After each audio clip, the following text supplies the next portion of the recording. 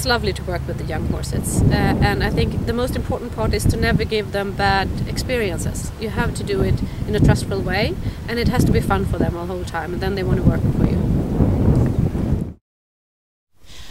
I think something that's applicable with all horses is not to overface them. That builds confidence in what they're doing in you, and also makes their job more enjoyable. Some horses are more talented than others, so as a trainer you just have to properly evaluate that and take the time that each individual horse needs. Developing confidence in them and their desire to work is important, as well as just strong foundation of the basic principles of the sport. You know, that they go forward in balance, that they become supple and elastic, and keep that feeling that they want to do their job for a long, long time. So that I think it's really important with young horses that you give them positive experiences throughout their career. So I think it's just letting the horse really tell you the speed in which you're able to train them. Riding young horses is my favorite part of the day, and I'm very lucky to have good horses to ride, you know, trained horses. But for me, I love developing horses. It's so rewarding. It's the little things. You get so picky when you have a trained horse. You know, I sit there and I think sometimes, oh my goodness, I'm picking apart a reinback and then I didn't wait 5 seconds on Hannah or Her Highness, you know. And then you have a young horse where you think they're learning to reinback, or we went on the bit and they cantered to the left today, or, you know, we steered down the long side, we made a 10-meter circle, we did a canter walk. It's the little things. It's easy to be happy and enjoy every day. But I love that part. So I love young horses. I think it's really important, and I really do love it.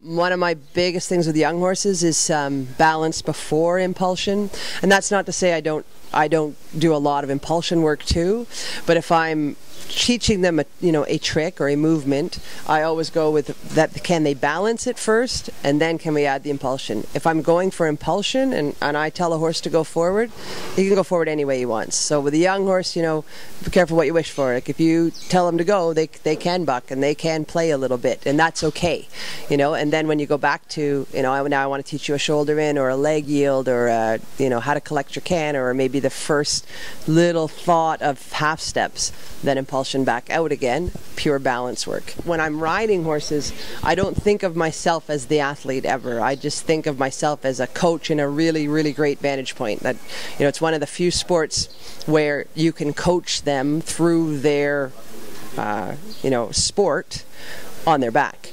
So, you know, that is great. So. I have learned that each horse has his time, and it doesn't mean it is now 9 and it's not doing Grand Prix yet, that it's then too late.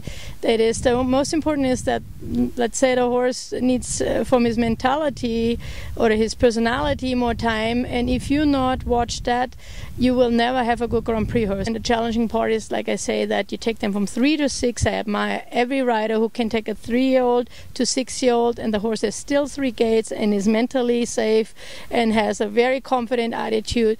I have to say that is for me the best riders. Somebody can ride a better Grand Prix. I'm not as impressed with somebody who can train a horse from 3 to 6 and have a flying change on it and the hobbles are right. That is for me the most hardest thing to get.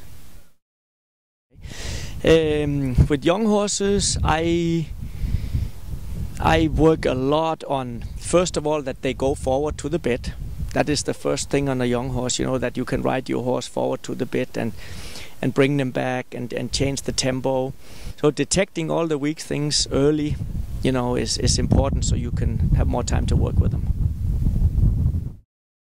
Training a young horse, it starts already when they're very young. So when they're very young, like even as soon as they are, you know, taken away from mom, they need to learn that a human is not just a total companion that they can push around, but they also need to learn that they need to trust and respect you.